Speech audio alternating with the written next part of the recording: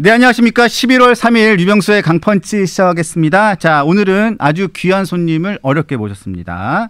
자, 저희 유병수의 강펀치의 전화 인터뷰는 한번 저희가 모셨었는데 직접 모시고 스튜디오에서 직접 방송을 하는 것은 처음인 것 같습니다. 자, 한동훈 전 국민의힘 대표 모셨습니다. 큰 박수로 환영해 주십시오. 안녕하세요.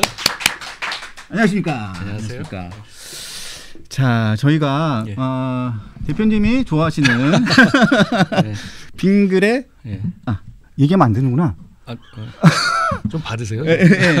바나나 예. 맛 우유, 예. 자, 라이트 하나, 그 다음에 고맙습니다. 오리지널 하나, 그리고 제로 콜라 하나를 이렇게 딱 예. 준비했습니다. 예. 고맙습니다. 네, 고맙습니다. 세트죠, 세트. 예. 예. 한동훈 대표님 세트로 저희가 준비를 했습니다. 네, 마음에 드십니까? 제가 근데 그 강펀치 출연은 처음이죠. 출연은 처음이죠. 그러니까 오히려 이게 가까운 사람이다 보니 이게 더 잘 안 나오게 된 것 같아요. 저는 제가 여러 번 나왔었는데 이렇게 생각해 보니까 대부분 다 전화였더라고요. 네, 그리고 출연을 딱 그 약속을 하시고 난 다음에 또 뭐 미디어 데이가 잡히고 막 그런 게 좀 있었어요. 예. 그래가지고 그렇습니다. 제가 대표님을 처음 뵌 게 사법연수원 계실 때. 제가 좌천돼 있을 때였어요. 네, 그때 맞아요. 제가 찾아가서 뵀던 기억도 있고. 그때 절 찾아오는 분들 별로 없었는데. 네. 그래가지고 가서 예. 그때 처음 뵀었죠. 예. 그래서 점심 먹으면서 이런 얘기 저런 얘기 많이 예. 나왔던 기억도 제가 나고. 점심을 되게 길게 먹었던 기억이 나요. 네. 점심 2시간 먹었습니다. 맞아요. 2시간 예. 20분 예. 먹었던 것 같습니다. 저 그때 일을 사람들이 주거나 그런 상황이 아니었으니까. 예.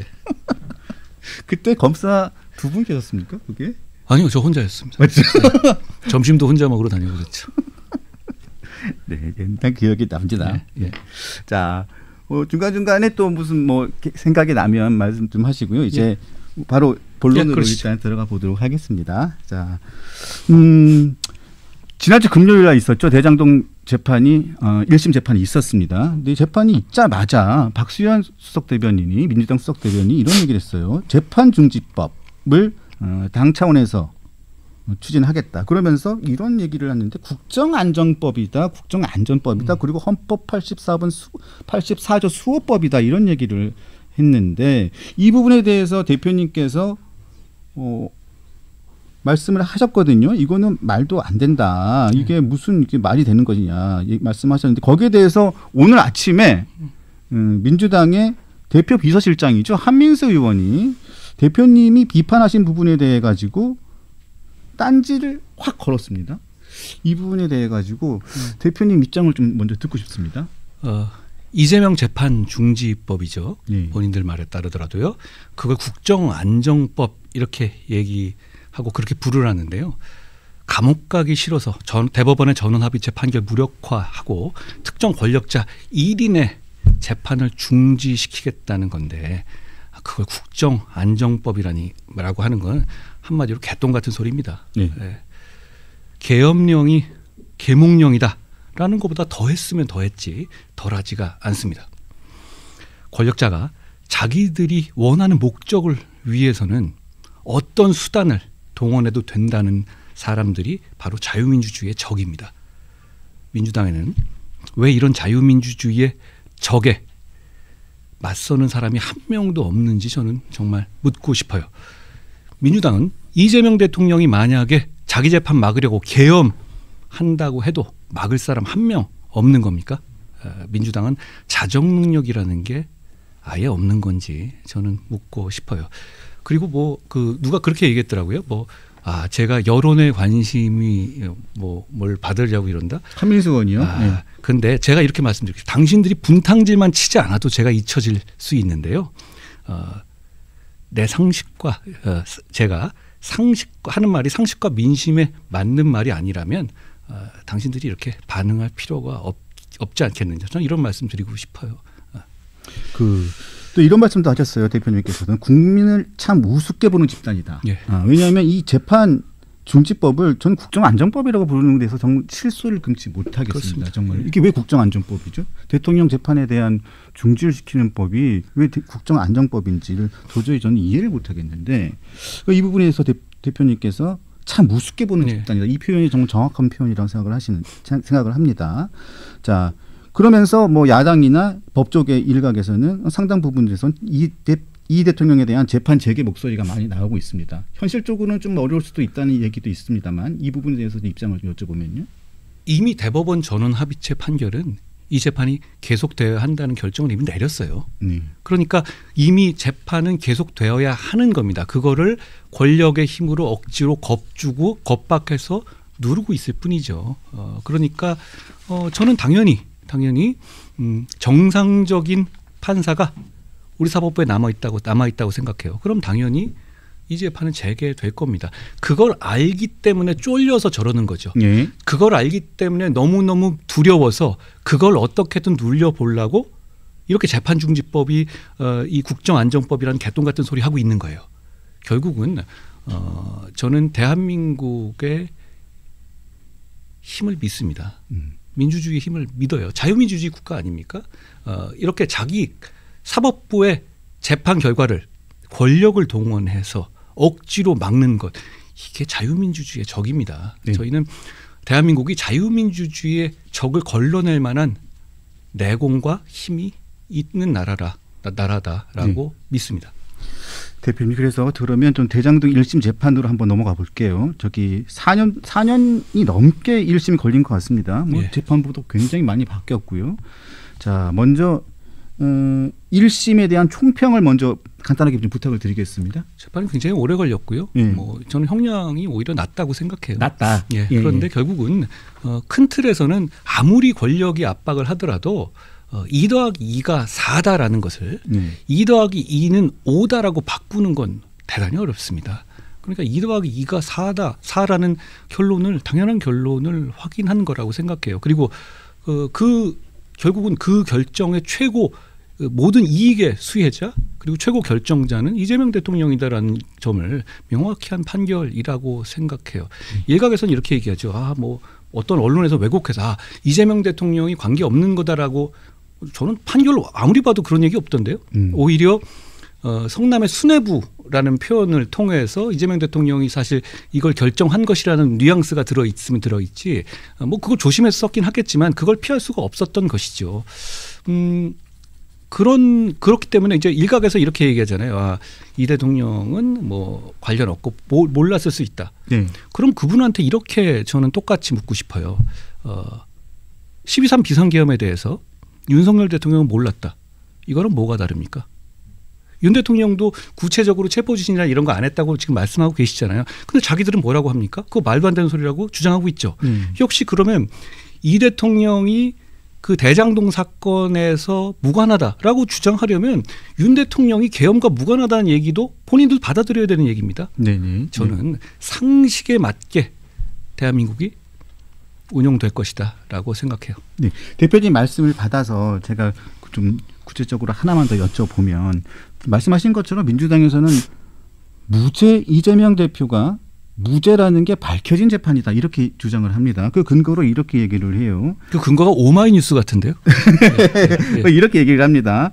자, 이 대통령은 유동규 씨 등이 민간업자들로부터 금품 내지 접대를 받은 사실을 제대로 알지 못했던 것으로 보인다. 이런 취지의 재판부의 설시가 있습니다. 한두 군데.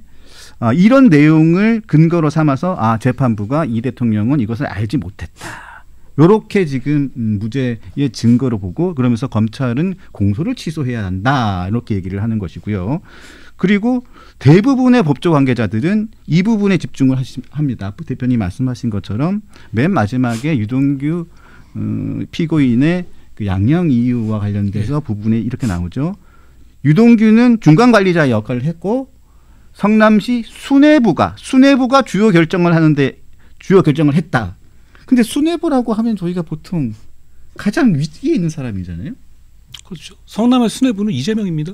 그러니까요. 예, 뭐 그렇게 복잡하게, 그러니까 판결문에 여러 가지 압박이 있으니까 순화시키고 싶은 마음은 있겠지만 성남의 수뇌부가 그러면 유동규입니까?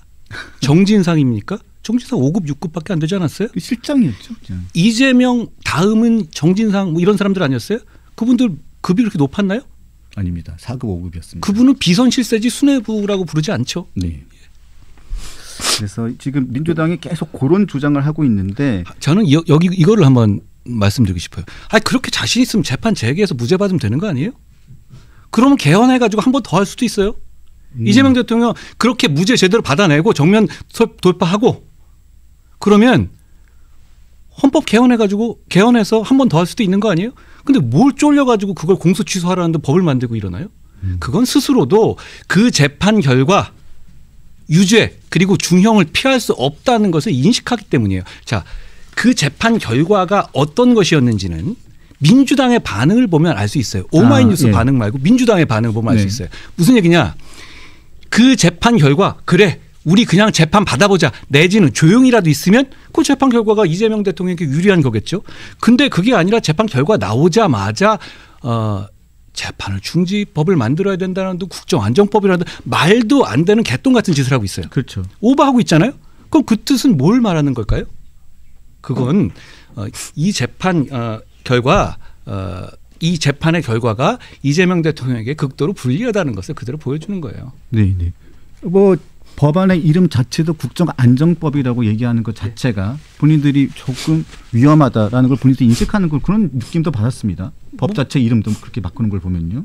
그러니까 국정안정을 아니 무죄가 자신 있으면 무죄를 받지 왜 무죄를 안 받고 중단을 시킵니까? 그렇죠. 그렇죠? 예, 자신 있으면 무죄를 아니 받아야죠. 그리고 저는 진짜 그럴 것 같아요. 제가 이재명 대통령이 만약에 여기서 그냥 무죄 받잖아요. 그럼 대통령 한 번 더 할 수 있을 것 같은데? 그렇지 않겠어요? 지금 한 번 더 하라고 하세요. 무죄 받고. 근데 왜 쫄려서 도망갑니까? 이미 결론에 대해서는 안 된다는 걸 아는 거예요. 그러니까 아예 깡판 치겠다는 거죠. 그게 바로 이 국정안정법입니다. 네. 누가 이렇게 얘기했던데요. 계몽령에 비하는 게 선을 넘었다? 선을 넘은 게 아닙니다. 이거보다 더한데요. 제가 보기에는. 네, 네, 네. 자, 알겠습니다. 자, 그 부분은 또 다음에 또 시간이 되면 또 한번 여쭤보겠습니다. 네. 또 그리고 또 좀 최근에 가장 또 이슈가 되는 것 중에 하나가 대표님, 예. 새벽 배송 요 문제입니다. 예. 이게 찬반 이 문제인데 오늘 저녁에 대표님이 직접 이 찬반 토론을 예. 하기로 하셨어요. 이거 제가 이렇게 질문을 드려도 되는지 모르겠는데 예. 이 대표님은 사실상 이 유력 대선 주적급 인사신데 예. 거물급 인사신데 이 잘 안 하시잖아요. 이런 찬반 공개 찬반 토론을 잘 안 하시는데 어떻게 이 토론을 이게 하시기로 이렇게 마음을 결심을 하시게 되신 거예요? 제 주위에서 같이 일하시는 분들께서는 이거는 뭐 응하지 않는 게 좋겠다. 아니, 저도 깜짝 놀랐습니다. 저렇게 공개 토론 하자는 것은 마지막 어떻게 보면 막대 사수 형식으로 끝나려는 거 아니냐라는 네. 말씀을 하셨는데 저는 근데 뭐 토론의 어떤 뭐 여러 가지 그동안의 여의도 문법보다는 전 이 이슈가 대단히 본질적인 면을 우리 사회에서 보여주고 있다는 생각을 했어요. 무슨 말이냐면 이 보수 정치의 본질과 진보 정치 내지 좌파 정치의 본질을 보여주는 이슈다. 이렇게 생각해서 토론을 수락했습니다. 공익에 부합하기도 하고요. 제가 생각하는 보수 정치는 자유로운 시민의 선택권을 존중하는 것이 결국 사회 전체를 이롭게 한다는 믿음을 실현하고 하는 것이라고 생각해요. 네. 물론 이제 세상은 공평하지 않으니까 시장에만 맡겨두기만 하면 안 되고 필요할 때 부작용이 나지 않도록 정교한 개입을 해야 하는 것이죠. 예를 들어서 이런 경우에 근로 환경 개선을 위해 노력한다라는 것이 바로 그런 것이죠. 그런데 그게 아니라 새벽 배송 금지를 해버린다. 라고 하는 건 완전 다른 겁니다. 민노총과 민주당이 주장하는 새벽 배송 금지나 그렇죠. 또 최근에 있었던 11호 주거 제한 조치 이런 거는 이런 무엇이 그러니까 진보 정치 내지 좌파 정치는 무엇이 옳은지 시민이 어떤 선택을 해야 하는지를 자기들이 정하고 전체주의식으로 훈계하고 그리고 당사자들한테 그걸 따르라고 요구하는 정치입니다. 그렇죠. 그런데 우리는 자유로운 시민의 선택을 존중하고 거기서 룰을 지키게 하는 것이 우리 보수 정치의 본령이거든요. 지금 이 이슈가 이 새벽 배송이라는 당사자들은 다 찬성하는 내용을 제3자인 민주당과 민노당이 그러지 마라고 가르치고 있는 거예요. 그럼 이 문제에서 저는 우리가 얘기하는 진보 정치 내지 좌파 정치 그리고 보수 정치 내지 우파 정치의 본질 어떤 세상을 만들고자 하는지 명확하게 보여주는 거라고 생각해요. 그러니까 저는 뭐 누구랑 이 토론은 이런 문제를 너무 따지게 되면 저는 생산성 있는 정치가 안 된다고 생각해요. 그러니까 그런 면에서 이 토론을 통해서 제가 지금 말씀드린 두 가지 세상을 보는 사회를 보는 비전과 원칙 중에서 어떤 사회가 되기를 원하는지 국민들께서 함께 생각해 보시고 선택해 주실 수 있는 이슈다라고 생각해서 이 이슈에 대한 토론을 받아들였습니다. 네. 그럼 구체적으로 그 사안에 대해서 좀 들어가 볼게요. 예. 자, 이 사안이 보면 가장 먼저 지금 문제가 됐던 것이 민노총하고 민주당에서 문제 제기를 시작을 한 것으로 저는 알고 있습니다. 그래서 택배 사회적 대화기구 뭐 이런 데서 새벽 배송을 전면 금지하겠다. 뭐 이런 얘기를 했어요. 이거에 대해서 저 한 전 대표님께서 이런 부분에 대해서 이 국민 일상생활을 망가뜨리는 것이다, 틀릴 것이다라고 강하게 비판을 하셨고, 그러다 보니까 이 얘기가 좀 많이 바뀌어지면서 뭐 신조어가 또 나옵니다. 예. 초심야 배송이라는 신조어가 나오고 이게 또 뭐 새벽 배송을 뭐 안 하자는 게 아니고 뭐 초심야 배송을 뭐 안 하는 거다 뭐 이런 얘기를 하면서 자꾸 말이 바뀌면서 그렇습니다. 논점이 막 바뀌거든요. 대표님이 이렇게 문제 제기를 하시면서 그 부분에 대해서 지적을 하니까 그 부분에 대해서 대표님이 말씀하시는 부분 그리고 그쪽 논리의 모순점 이 부분에 대해서 대표님 좀 설명을 부탁드리겠습니다. 지금 민노총과 민주당이 얘기했던 것은 새벽 배송의 근로환경 개선이 필요하다. 뭐 그건 동의해요. 그런데 그걸 위해서 새벽 배송을 금지하자는 주장입니다.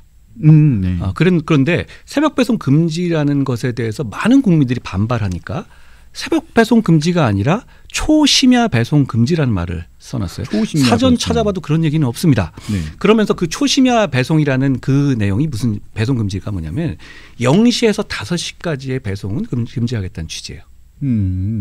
그런데 0시에서 5시를 우리가 새벽이라고 합니다. 이거 새벽이라고 하죠. 6시는 아침이죠.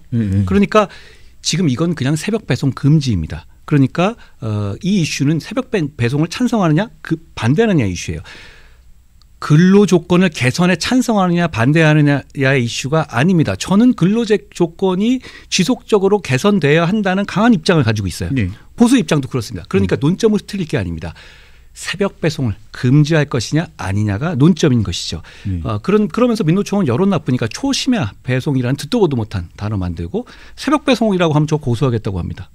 저는 하나씩 먼저 살펴보죠. 이게 첫째로 뭐가 있냐면 저분들이 얘기하는 것 중에서 새벽 배송 기사님들의 건강권, 그 직업 선택권 이런 문제가 있어요.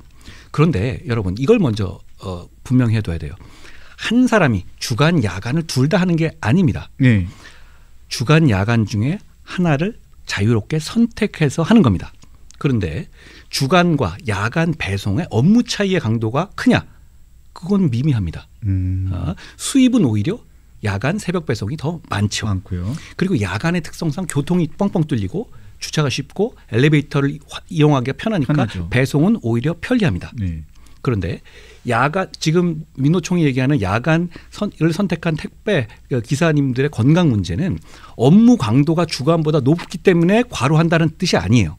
무슨 얘기냐면 대신에 인간의 생체 리듬상 야간에만 근무하는 게 건강에 해롭다 이런 취지거든요. 그런 취지요? 자, 그런데 그런 것들을 모두 감안하고 새벽 배송 기사님들은 자유로운 시민으로서 그 직업을 선택하신 거예요. 그 선택을 왜 제3자인 민노총과 민주당이 재단하고 훈계하라고 드느냐. 저는 그 말씀을 드리고 싶어요.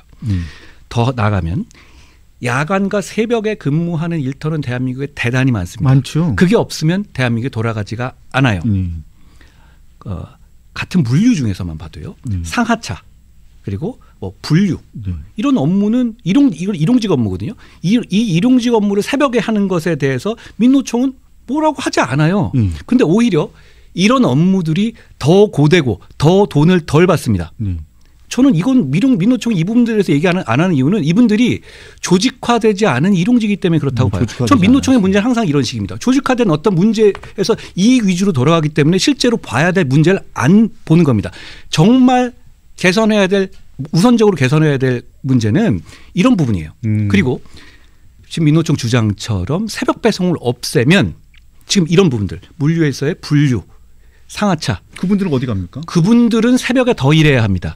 왜냐하면 주간 배송 아침부터 시작되는 주간 배송을 위해서는 새벽에 그 일을 더 해야 되는 거예요. 그러면 문제는 자 민노총 주장처럼 야간 새벽 배송이 인간의 생체 리듬에 안 맞아서 그 노동이 안 되는 거라고 한다면 전체 우리 노동자들 전체에서 그 포션을 줄여야 되는 건데 지금 여기서 하는 것을 그러면 일용직한테 옮기겠다는 뜻밖에 안 되는 거거든요. 네. 이 부분에 대해서는 얘기를 왜 안 합니까? 전 또 하나는 새벽 배송 외에도 자 아침 새벽마다 하시는 환경미화 있죠. 청소. 있죠. 심야 운송, 심야 식당, 농수산 식당, 신문 배달, 24시 편의점. 그런 것들은 그러면 야간에 생체 리듬에 안 맞아가지고 건강권을 해치지 않습니까? 일관성 있게 얘기한다면 그걸 다 금지해야 돼요. 근데 그런 주장은 아니죠. 그러면서 또 거기에 대해서 민노총은 이렇게 얘기합니다. 그런 것들은 필수고 새벽 배송은 필수가 아니다. 그렇지 않은데. 그런데 필수 2천만 국민들이 필요하다고 하시는 것을 필수가 아니라고 하는 그 만용은 어디서 나오는 겁니까? 저는 이 말씀 드리고 싶어요. 필수 여부는 그렇게 따진다면 신문 배달 꼭 새벽에 해야 됩니까? 석간 신문만 있어도 살 수 있어요. 꼭 조간 신문이 있어야 되는 것 아닙니다. 네. 그리고 새벽 청소 꼭 필요합니까? 조금 지저분하게 살아도 됩니다. 그렇게 따진다면 그 필수 여부는 민노총과 민주당이 정하는 게 아닙니다. 저는 그 말씀을 드리고 싶어요. 그리고 이렇게 말씀을 하세요. 사람이 죽어나는 나간다. 이런 식의 얘기를 하는데 아니 그 감성적 주장을 하시는 걸 그런 식으로 접근하는 건 문제가 해결되지 않아요. 과로사는 주간에도 있습니다. 그리고 오히려 3교대 하는 직종이 더 과로의 문제가 커요. 주간 야간을 완전히 선택해서 하는 경우보다. 그런데 민노총이 이렇게 새벽 배송만을 타겟으로 해오는 이유를 민노총의 이해관계 때문이라고 말하는 새벽 배송 기사님들이 굉장히 많이 계세요. 제가 많이 만나뵈는 다 이구동성으로 그런 말씀을 하시더라고요. 앵커님도 그런 말씀 들어보셨죠? 네, 들어봤죠. 예를 들어서 민노총의 이 산하의 택배 노조에 있는 이 간부진들은 주간 배송 위주가 많거든요. 그런데 이 새벽 배송이 점점 물량을 잠식하고 있다는 점. 그리고 이 배송의 새로운 강자로 등장한 이게 쿠팡이 강자로 등장한 이유는 쿠팡은 자체 물건을 내놓기 때문이에요. 공급을 창출하기 때문에 그런 위치에 있는 것인데 저는 다만 쿠팡을 옹호할 생각은 없습니다. 제가 쿠팡의 배달의 문제를 강력하게 비판한 법안까지 내지 않았습니까? 옹호할 생각 없습니다. 민노총 영향 아래 두려는 그런 필요에 따라서 새벽 택배를 찍어서 타겟으로 삼은 것이라는 말씀들을 많이 하세요. 그리고 두 번째요. 시민들의 선택권입니다. 시민들은 각각의 사정에 의해서 어떤 사치스러운 이유가 아니라 각각의 절실한 사정에 의해서 새벽 배송을 이용하고 계신 것이고 이 새벽 배송 없이 생활이 어렵다는 그러니까 자녀들 준비물 챙겨주는 맞벌이 부부들 장보기 어려운 우리 노인분들 새벽 배송 받아서 아침 장사 준비하는 영세 상인들이 말하는데 이분들이 필수가 아니라고 누가 말할 수 있습니까? 그렇죠. 이분들은 새벽 배송 금지하면 안 된다고 제가 최근에 한컷 이런 소통 창구를 많이 만들었는데 거기서 저한테 호소하고 계세요. 그거 없이도 너희는 살 수 있어. 이런 훈계를 하면 안 된다는 말씀드려요. 그 세 번째가 아까 말씀드린 우리 처음에 얘기한 보수 정치의 본질이에요. 과연 시민들의 선택권을 존중하고 룰을 지키는 방향으로 갈 것이냐 아니면 시민들에게 너희는 이 정도면 돼. 너희는 더 이상 욕심 부리면 안 돼. 이 11호 주거장 조치 그거 아니에요? 너희는 서울에 집 없어도 돼. 이런 얘기거든요. 아니 근데 더 얘기죠. 나은 삶을 향해서 욕망을 가지고 그걸 실현하기 위해서 열심히 살아가는 것 그거 필요 없어라고 재단하는 권한 그런 방식의 정치. 그래 그건 일종의 전체주의적인 생각이거든요. 민노총이라든가 민주당을 전체주의라고 제가 비판하는 건 아니에요. 그 기본적인 철학 자체가 그렇다는 것이고요. 그런데 이 자유로운 시민들의 선택권을 존중해야 된다는 이런 어떤 큰 정치적인 철학의 문제가 만나는 부분이라고 생각해요. 그런 면에서 보면 국민들께서 토론을 보시고 어떤 미래, 어떤 비전이 지금 우리 대한민국 사회에 맞는 것인지를 한번 생각해 보시면 어떨까 하는 생각이 듭니다. 안 그래도 소비자와 함께하는 소비자 단체 연합이 30일 발표한 택배 배송 서비스 인식 조사 결과를 보면요, 정말 새벽 배송을 이용한 경험이 있는 소비자의 98.9%가 다시 이용할 것이라고 응답을 했고요. 그만큼 꼭 필요한 서비스라고 정말 정착이 돼 있고 정말 없어서는 안 될 서비스라고 소비자들에게 지금 정말 피부와 같은 서비스로 돼 있는 것이거든요. 그리고 또 대표님 보면 최근 민심경청 로드를 쭉 하시면서 보면 최근에 페이스북에도 보면 새벽 배송 택배 기사님들과도 많이 만나시고 그분들의 말을 페이스북에 올리시면서 많은 말씀들을 들으시고 또 그렇게 정책에 많이 반영을 하시려고 노력을 하는 준비를 많이 하고 계시잖아요. 그 택배 기사님들의 말도 굉장히 좀 인상 그렇습니다. 깊었어요. 예. 예. 한마디로 말씀드려서 왜 네가 내 일터를 망치려 하느냐. 내가 자발적으로 일하려고 하는 것이고 내가 돈을 더 벌려고 하는 것이고 내가 힘든 것 알면서도 하는 것이고 그리고 그걸 소비자들이 좋아하고 그런데 왜 이 당사자가 아닌 제3자인 너희들이 내 소중한 일터를 망치려 하느냐. 이 말씀들을 이구동성으로 하셨어요. 그러니까 이 문제가 새벽 배송 기사님들에 의해서 이 발제된 얘기가 아니란 말이에요. 그렇죠. 그렇죠. 그리고 이분들은 이런 얘기도 하셨어요. 그럼 새벽 배송 이런 설문조사 중에 이게 있습니다. 새벽 배송을 그만둔 분들이 그럼 주간 배송을 할 거냐. 다른 새벽 일을 찾으실 거라는 거죠. 왜냐하면 그게 자신의 어떤 인생 사이클에 맞춰진 분들도 많이 계세요. 그리고 지금 당장 또 이런 문제가 있어요. 새벽 배송에 이 타겟으로 삼은 거 잘못된 게 뭐냐면 새벽에 일하는 우리 많은 직종들이 있잖아요. 그중에서 이 새벽 배송은 상대적으로 높은 수입을 얻을 수 있는 직종입니다. 그 직종이죠. 그렇죠. 네. 그리고 상대적으로 다른 것에 비해서 더 열악한 상황이 아니에요. 그 조건이. 자, 근로조건 우리 모든 근로조건 야간 근로조건을 개선하다는 점에 대해서 저는 100% 공감하고 적극적으로 나서겠습니다. 그 점을 토론하고 싶자면 이건 토론 대상이 아닙니다. 지금은 그 얘기가 아니라 이 새벽 배송을 금지하겠다는 것에 대한 찬반 토론이에요. 그런데 문제는 지금 여기서 생활에 돈을 벌고 그리고 맞춰서 살아가시는 많은 분들이 우리가 제기하는 문제도 아닌데 왜 밖에서 너희의 건강이 인간 생체 주기상 안 맞으니까 너 이거는 금지하겠어. 너희의 직업을 없애겠어. 라고 하는 것에 대한 어떤 강한 반발이 있습니다. 그리고 또 이런 면도 있다고 생각해요. 소비자들한테 아니 이거는 필수가 아니니까 이건 이런 맥락이 있는 거고 이거는 부도덕한 소비야. 그러니까 너희 안 해도 돼. 이런 식의 훈계를 하는 거거든요. 이게 왜 부도덕한 소비인가요? 그렇죠. 그러니까 예를 들어서 이게 새벽 그 기사님들의 건강권을 해치니까 부도덕한 소비다. 이런 맥락이란 말이에요. 그런 말은 직접 안 하지만 그런 취지 아닙니까? 그러니까 안 해도 된다는 얘기잖아요. 그런데 문제는 그겁니다. 그걸 왜 민노총이 정해놨는 거죠?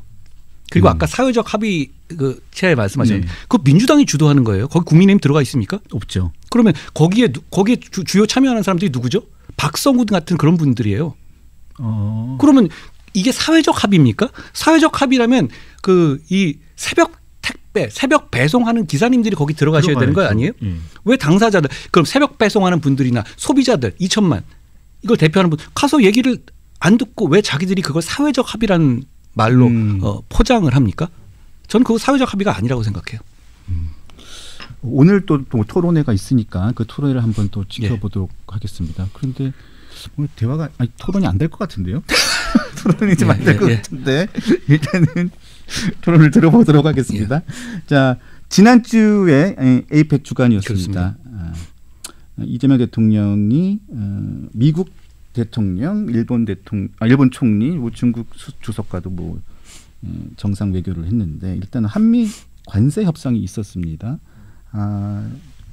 여러 가지 평가가 있는데 일단은 총평을 부탁을 드리겠습니다. 일단은 구체적으로 1년에 200불을 투자하고 10년 분할 협상을 하는 협상 부분이 있습니다. 여권에서는 아주 천재적인 협상이었다. 자화자찬을 하고 있습니다.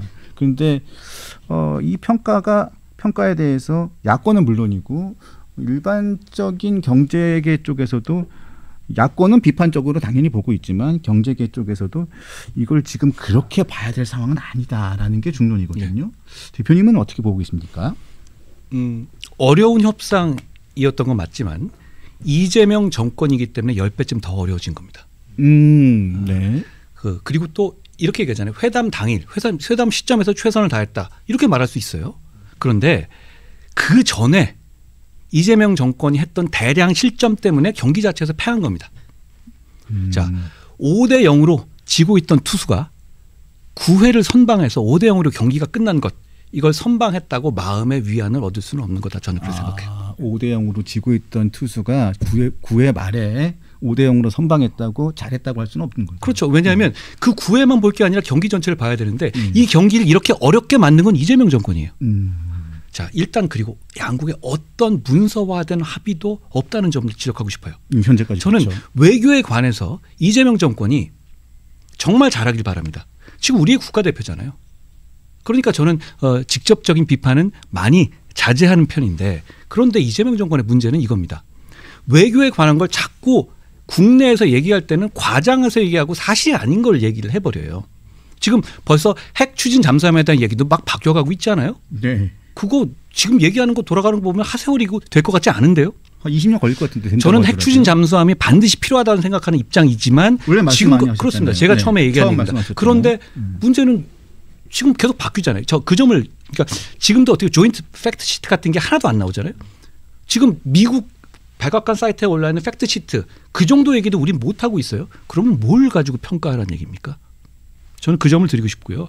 구체적으로 이제 뭐 1년 200억 불, 10년 분할화 뭐 천재적 협상이라고 하는데 문제는 이겁니다.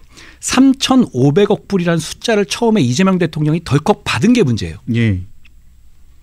그 3,500억 불이라는 그 숫자에 묶여서 오도 가도 못하다가 그 프레임 안에서 한국 경제가 감당한 수치를 미국에서 받아간 것뿐이에요. 네. 자, 3,500억 불은 운명이다 이렇게 받아들일 게 아니라 왜 3,500불을 처음에 받았냐부터 시작돼야 되는 거예요.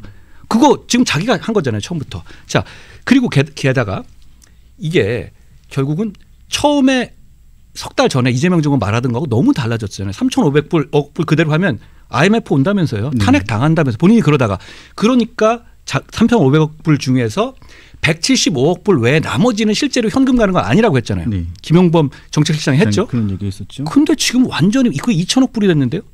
2천억 불과 175억 불 엄청난 차이 아닙니까? 워싱턴과 서울의 거리 차이만큼 아닌가요? 그래 놓고 이걸 자화자찬한다? 아, 저는 이래서는 안 된다고 생각해요. 그리고 제가 왜 미국의 이런 공세적 협상 전략. 자, 일본하고 비교하는데 일본 GDP가 우리나라의 2.5배입니다. 네. 그러면 일본과 단순 비교하면 2천억 불, 2,200억 불 정도 돼야 되는 거 아니에요? 총액 기준으로 본다고 하더라도. 그렇죠. 그리고 일본이 협상을 잘한 게 아닌데 일본하고 비교하면 어떻게 합니까? 그리고 문제는 이겁니다. 초반에 우리 처음 정상회담할 때 여러 가지 이재명 정권이 자초한 문제들이 있었어요. 뭐 교회에 대한 압수수색, 뭐 군사 기재 압수수색 이런 걸 가지고 뭐 레볼루션이니 퍼지니 하면서 네, 겁을 확 줬잖아요. 줬죠. 그러면서 확 겁을 먹은 상태에서 이 덜컥 3,500억이라는 숫자를 받아버린 거예요. 그 첫 단추가 잘못 끼워진 것 아닙니까? 네. 그러니까 여기서 숫자를 새로운 을 만들어내지 못하고 총액 자체를 거기서 이렇게 덜컥 받아버린 데서부터 이건 결말이 말해놓은 거니까 미국하고 관계에서 그걸 바꿀 수는 없었을 거고 그러니까 결국은 근데 3,500불을 미국 정부도 그 3,500불을 덜컥 받을 거라고 생각했을까요? 우리나라 규모에서 나갈 수 없는 거예요. 나라 망하지 않은 한. 네. 그러면 그 문제에 대해서 결국은 여기서 뜯어낼 수 있는 받아갈 수 있는 최대치를 받아간 거잖아요. 뭘 잘했다는 건지 모르겠어요. 그리고 정해진 게 없어요. 핵심적인 주제들 그리고 핵 추진 잠수함 그건 일종의 이게 너무 충격적이니까 이걸 가릴 만한 어떤 그 포장재를 만든 거잖아요. 근데 그 포장지조차 사실이 아닌 것 같아요. 그러니까 자 이걸 물어보면 돼. 자 이재명 정부에서 이걸 묻죠. 그러면 지금 예상을 해보자고요. 우리나라 우리 동해 핵 추진 잠수함 언제 볼 수 있습니까?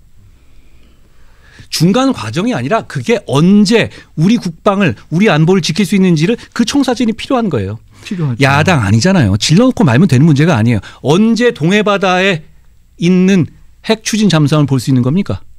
아무 말도 못할 것 같은데요. 10년 뒤? 20년 뒤? 그게 무슨 지금 3,500억 불을 주기로 한 그리고 어떻게 뭐 6천억 불이라는 얘기도 나오잖아요. 그러면 그런 거에 대해서 위안이 될 수 있습니까? 될 수가 없죠.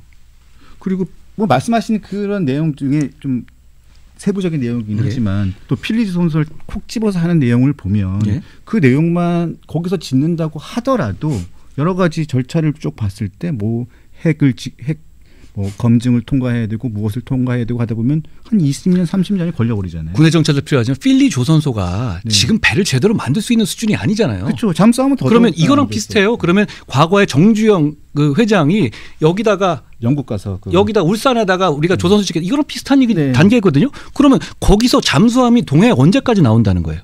그리고 또 하나 트럼프 정부가 계속됩니까? 10년 20년 가요? 3년 남았습니다. 그리고 호주에 대해서 오커스로 호주에 대해서 핵 추진 잠수함 준다고 한 게 얼마 있었죠. 중국과의 관계 때문에 해준 거예요. 그것조차 한번 틀었어요. 미국에서. 이유는 뭐냐. 우리 핵 추진 잠수함을 먼저 만들겠어. 이렇게. 그게 먼저다. 자, 그런 이유로 막 바뀌는 거예요. 그런데 그게 지금 언제인지도 모르고 필리에서 만들면 그게 그러면 대단히 즉흥적인 발언 같아요. 네. 일종의 립 서비스 같은. 네. 왜냐하면 아니 결과적으로 지금 우리한테 보여달란 말이에요. 우리한테 보여주세요. 언제 대한민국이 핵 추진 잠수함을 보유할 수 있는지.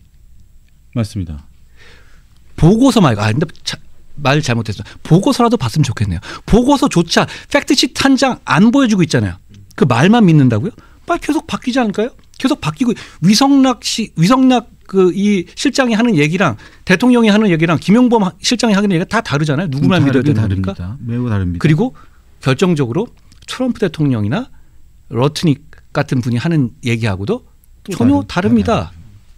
일단은 지금 보니까 김용범 정책실장은 관세하고 무역 통상 관세 분야의 조인트 시트는 이번 주 안에 나오고 안보 분야의 조인트 시트는 좀 시간이 걸릴 것이다라고 얘기를 했는데 그것도 얘기한 지가 한 이틀이 지났는데 그 조금이 지난 건 좀 지난 것 같거든요.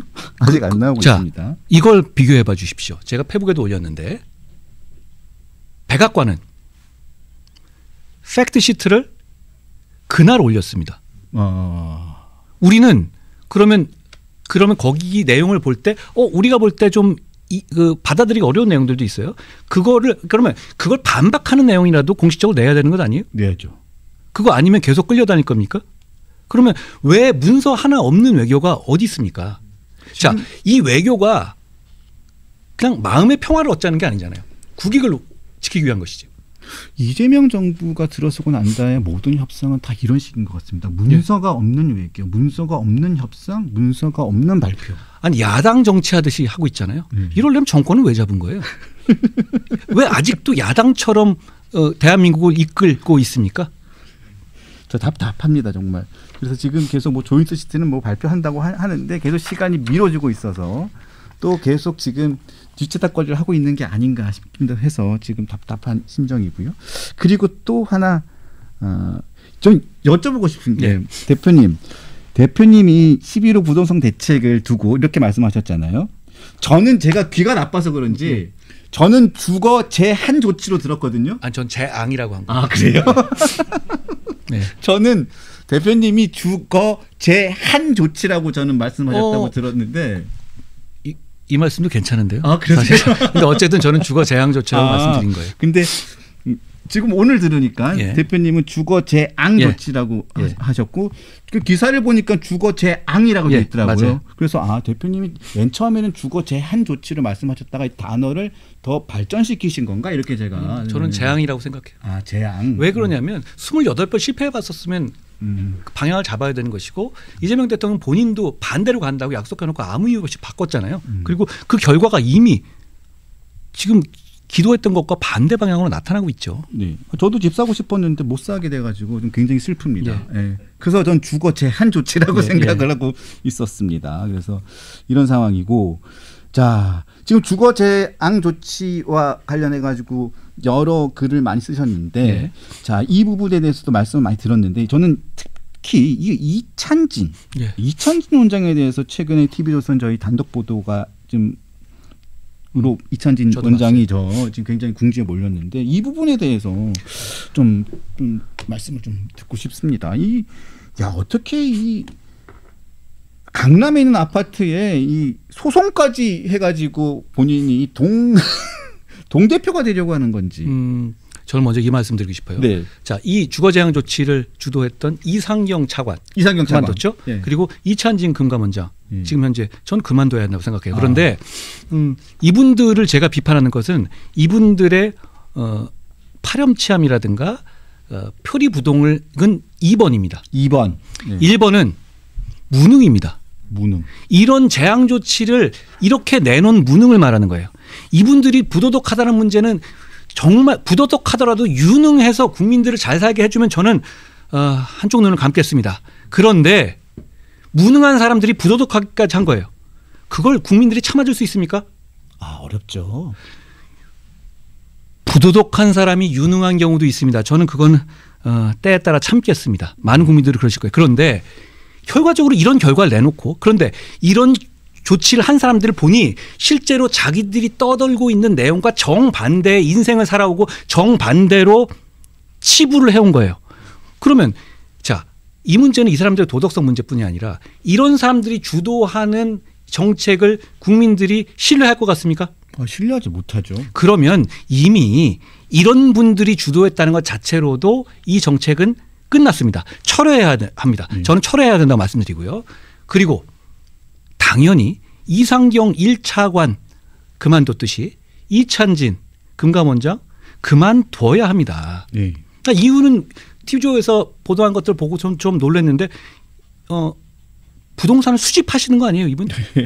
그런데 부동산 거래를 강력하게 제한하겠다는 이유로 대출 규제를 주도하는 사람이잖아요. 금감원장이. 네, 이찬진. 자기는 할 만큼 했다는 얘기인가요? 자, 이 정부의 주거제한제 조치의 큰 문제는 1번이 무능이에요. 자기들이 원하는 방향으로 안 갑니다. 그리고 그걸 28번의 실패로 이미 알고 있어요. 두 번째는 자기들은 이미 이걸 다 해놓고 이제 국민들 너희들은 하지 마. 그리고 이게 우리 모두를 위한 거야 라고 훈계하고 가르치는 겁니다. 이건 사실 새벽 배송 금지 조치하고도 비슷해요. 예. 자, 너희들은 이 정도까지만 욕망하고 이 정도까지만 일하고 이 정도까지 집에 살면 된다고 정해주는 거거든요. 그걸 그 사람들한테 정하라는 권한을 도대체 누가 준 겁니까? 자, 앵커님도 뭐 여러 가지 인생 계획에 집을 사시려 했던 거 아니에요? 그렇죠. 지금 그러면서 대한민국은 발전해 왔어요. 그런데 성실하게 사는 사람들에게 아니, 자 됐어. 너희들은 서울에나 이렇게 들어오지 않아도 되잖아.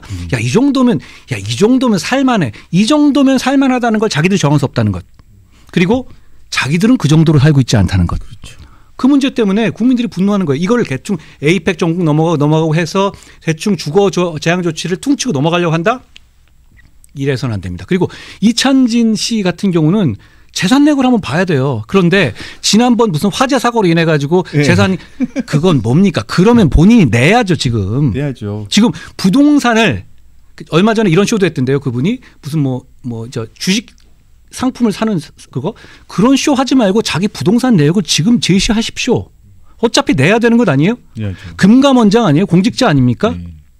그러면 이 사람이 어떤 주식 부동산을 가지고 있는지 그거 우리 알 권리 있지 않습니까? 알 권리가 있습니다. 그거 싫으면 내려오고요. 근데 보니까 저번에 이 정부 사람들 보니까 그렇더라고요. 이상경 1차관 같은 경우 집 팔기 싫으면 내려오더라고요. 네. 그 정도 깜냥이면 그냥 내려와야 합니다. 우리 국민들을 더 고통 주지 말고 지금 내려와야 합니다. 여러 가지를 많이 하셨더라고요. 경매로 여러 가지도 많이 사셨고. 경매를 할 수도 있습니다. 그리고 경매를 통해서 재산을 불릴 수 있어요. 그렇지만 국민들에게 부동산에 대한 극단적 규제로 부동산 거래를 막고 있는 금감원장은 그러면 안 됩니다. 자, 그리고 또 이거 최민희 위원장만큼이나 요즘에 가장 핫한 인물이 백혜룡 경정. 예. 백혜룡 경정입니다. 백혜룡 경정. 자, 세관 마약 수사 외압 의혹을 줄기차게 지금 계속 제기하고 있었죠. 예. 그래서 지금 제가 말아먹었다는 거 아니에요? 예, 그래서 사건을. 네, 그래서 우리 한동훈 전 대표님께서 법무부 장관이실 때도 외압을 행사를 했다는 취지로 계속 주장을 하고 있습니다. 이분이. 그리고 또 이 대금으로 윤석열 전 대통령 부부가 내란 자금을 만들었다고도 하고 웃지 마세요. 지금 이런 분이에요. 그래서 지금 동부지검에 또 이재명 대통령이 직접 가서 수사 열심히 하라고 하는데도 그냥 말도 잘 안 듣고 자기 멋대로 이런 상황인데 이 부분에 대해서 보면 지금 상황이 매우 이 사람한테 불리하게 돌아가고 있습니다. 지금 왜냐하면 이 사람이 맨 처음에 믿었던 사안들 그러니까 이 운반책들의 진술도 다 거짓으로 드러나고 있고 또 이 사람이 또 진술했던 또 다른 사람은 조현증 증세를 지금 고백하고 있고요. 자, 이 사람의 도대체 의도는 뭐였는지를 제가 궁금하고 이 상황에 대해서 좀 입장을 좀 설명을 좀 듣고 싶습니다. 망상에 빠진 사람의 의도를 정상적인 사람들이 그렇게 헤아릴 필요는 없다고 생각해요. 망상인가 중요. 자, 그러니까 지금 중요한 건 대통령이 문제가 아닙니까? 한동훈 법무부 장관이 윤 전 대통령 부부의 마약 사건을 덮어줬자. 이게 핵심이죠? 그게 핵심이죠. 그렇죠? 자, 이 결론에 따라서 이재명 대통령이 책임져야 돼요. 네. 백혜룡이라는 분의 망상은 그건 그대로 소소하게 물으면 될 문제예요. 이 문제를 키운 건 이재명 대통령입니다. 이재명, 백혜룡 콤비죠. 망상 환자에게 묻지마 칼부림하라고 칼 쥐어진 누가 줬다. 그럼 누가 살인죄입니까? 칼 쥐어진 사람이죠. 칼 쥐어진 사람 누구죠? 이재명 대통령입니다. 공개적으로. 그렇죠. 그리고 그 이유도 아니 예를 들어서 정치적인 상대방 정적을 어떻게 보면 해코지 하겠다는 아주 저열한 이 이유 아니에요? 그리고 그 지시하는 과정도 불법적이고요. 네. 그러면 여기에 대해서 책임져야 될 사람들은 이재명 대통령이에요. 자, 그런데 이 점도 전 지적하고 싶어요. 이재명 대통령은 이걸로 처벌받아야 합니다. 왜냐하면 불법적인 지시거든요.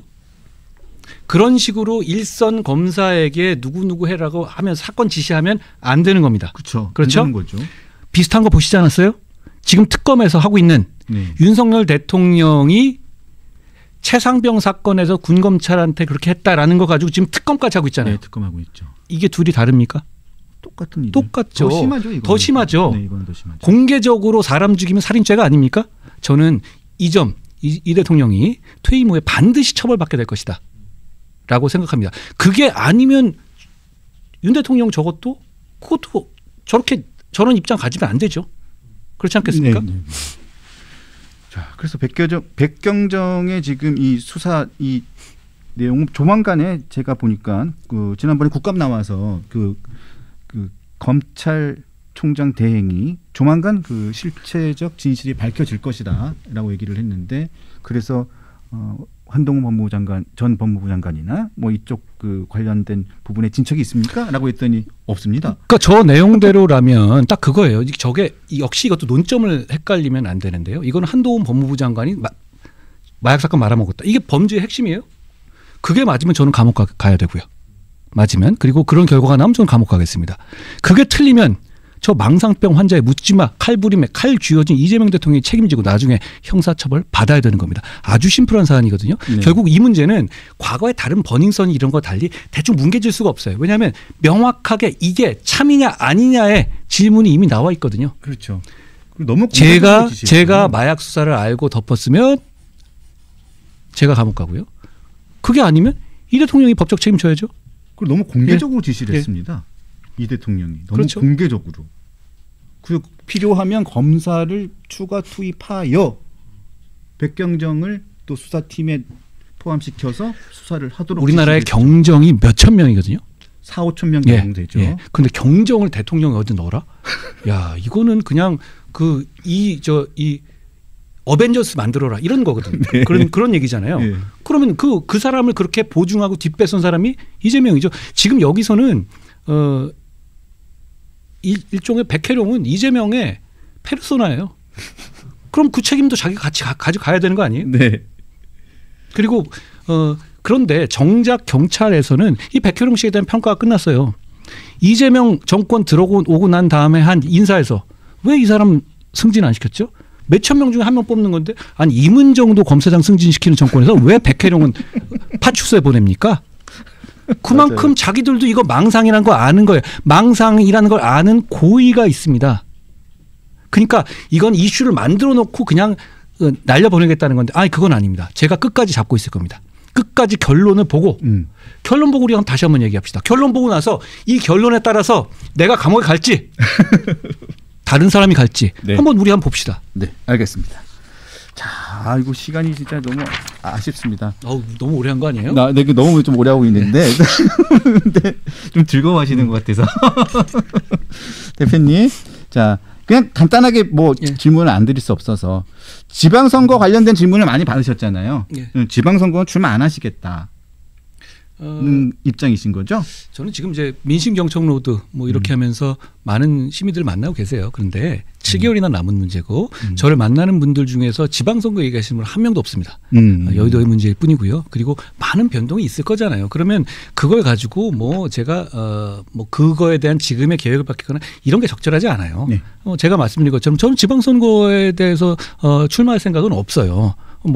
근데 누가 그러더라고요. 그런 얘기를 그렇게 솔직하게 하면 안 된다 그러던데 원래 솔직하시잖아요. 저는 그렇게 합니다. 네. 저는 그렇게 정치할 겁니다. 네. 지금 저는 그렇게 생각해요. 그리고 그런데 그 얘기를 뭐 더 얘기할 건 잘 없는 것 같아요. 딱 그 정도고 실제로 제 생각이 그래요. 저는 그거보다는 만나본 분들은 물가 얘기하고 관세협정 얘기하고 그러면 도대체 이 상황이 어떻게 되는지 그리고 새벽 배송 얘기하고 네. 그리고 이 경기가 너무 나쁘다 이런 얘기하지 이런 얘기는 여의도에 왔을 때만 들리는 얘기입니다. 그러니까 여의도 있는 사람들이 자꾸 물어봐서 저도 여쭤보는 거예요. 그러니까요. 재보고는 어떻게 되시는 거예요? 그 역시 마찬가지로 지금 보고 나거나 그런 것도 아니잖아요. 네. 저는 정치를 통해서 좋은 나라를 만들고 좋은 세상을 만드는 게 제 정치 목표예요. 좋은 정치하고 싶어요. 그러면 그 과정의 수단일 뿐이잖아요. 그럼 그걸 모두 그게 뭐 제 인생의 대단한 목표라 이런 걸로 말씀드리는 게 아니니까 저는 제 목표는 좋은 정치만 하고 좋은 나라 만드는 겁니다. 네. 근데 그 과정에 있어서야 뭐 여러 가지 할 수도 있겠죠. 근데 그걸 한다 안 한다 미리 말할 필요 있을까요? 알겠습니다. 더 우매한 질문은 드리지 않겠습니다. 네. 자, 민심경청로도 쭉 진행하고 계신데 이제 또 어디를 또 생각하고 계세요? 제가 엊그제 이제 그 경기 남부에 다녀왔거든요. 네. 경기 남부에는 부동산 말씀 많이 했고 그리고 뭐 이제 이 반도체 연구원들 말씀 나눴고 그리고 경기 남부 지역에서 서울로 출퇴근하시는 분들하고 하루를 동행하면서 전철과 기차를 타고 맞습니다. 출퇴근하고 네. 그렇게 했었어요. 근데 해보니까 확실히 그런 게 있더라고요. 경기 북부도 가보세요. 예, 가보려고요. 말씀을 들으면 치킨 같은 것도 제가 이제 그 앱 배달 앱 발휘하고 네. 그랬잖아요. 그리고 킥보드도 그때 제가 들었던 얘기들이거든요. 근데 그게 원래 몰랐던 얘기들은 하나도 없어요. 그런데 현장에서 말씀을 듣고 그분들 절절한 말씀을 드리면 이게 진짜 우선순위에 대한 확신이 생기더라고요. 그리고 그런 문제들을 정치가 해결해 줘야 되는데 이런 얘기들을 진짜 현장에서 와서 들어주는 사람이 별로 없다는 걸 알게 됐어요. 없죠. 거의. 그리고 그렇게 들으면서 그것만으로도 여러 가지 그러면서 이제 그 이후에 계속 피드백을 주세요. 이 법에는 이걸 넣어주십시오. 이걸 해주십시오. 그러니까 제가 그 한 컷 거기에 새벽 배송 문제에 대해서도 제가 얘기를 하니까 계속 새벽 배송 해주시는 기사님들이나 소비자들의 글이 계속 올라와요. 킥보드에 대해서도 이건 이래야 된다 얘기 나오고요. 그리고 배달의 문제에 대해서도 진짜 이건 못 사겠다라는 얘기 나오고 또 역으로 이걸 너무 규제하면 안 된다는 의견도 나오고요. 결국은 저는 그런 정치를 지금 더 열심히 해보려고 해요. 그러니까 전국을 한번 열심히 돌아보려고 합니다. 제가 느끼는 게요. 정치인들보다 지금 국민들이 훨씬 더 현실의 문제 그리고 현실의 우선순위를 절박하게 알고 계신 것 같아요. 그 제가 이제 유튜브에 올린 게 같이 대화하거나 길거리에 계시는 분들하고 대화하거나 동행할 때 나오는 말씀들이 있잖아요. 근데 그거 보면 느끼시지 않습니까? 저보다 더 맞는 말을 하시지 않습니까? 저는 지금은 정치인이 자기 말을 막 하고 훈계할 때가 아니라 국민들로부터 말씀을 듣고 배울 때다라고 생각합니다. 네, 알겠습니다. 근데 바쁘실 텐데 진짜 시간 내주셔서 너무 감사드리고요. 고맙습니다. 아니, 저도 이 기회에 또 뵙게 돼서 오랜만에 뵙게 돼서 저도 좋고 예. 뭐 좋습니다. 예전에는 진짜 식사도 많이 하고 했는데 이제 만인의 대표님이시다 보니까 별 말씀을. 이제 저는 이제 뺏긴 것 같은 생각이 들어서 어쩔 수 없죠. 뭐. 예. 네. 또 저희 그 강펀치 식구들에게 강펀치 선생님들에게 한 말씀 좀 부탁드리겠습니다. 네. 저는 좋은 정치를 정말 하고 싶습니다. 더 노력하고 여러분들의 말씀 많이 듣겠습니다. 그리고 솔직하고 그리고 진정성 있고 언제나 최선을 다하는 정치를 하겠다는 약속을 드립니다. 네. 저희 강펀치에서도 항상 대표님의 팬들이 굉장히 많습니다. 오늘 너무 제가 강펀치를 다닌 거 아닌가 모르겠어요. 그래서 강펀치입니다. 하여튼 오늘 정말 다시 한번 감사드리고요. 또 조만간 언제 또 시간 꼭 내주시면 다시 한번 또 모시고 말씀을 좀 듣도록 하겠습니다. 오늘 나오셔서 다시 한번 감사드립니다. 고맙습니다. 네, 감사합니다. 네.